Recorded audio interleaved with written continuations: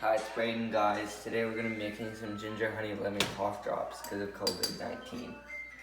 So we're going to add 2 tablespoons of shredded ginger, whatever you call it, and then 1 lemon. And in this crap we have a cup of honey. And you're just going to mix until everything's mixed in. You're going to put it into these hearts. So right now I have it on medium heat. We're going to mix until it bubbles, and we're going to take it off, and we're going to mix it till it stops bubbling.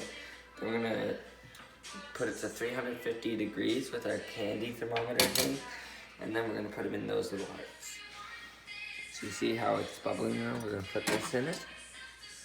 We're not going to put that in, I was just kidding, get pranked. I'm going to wait till it's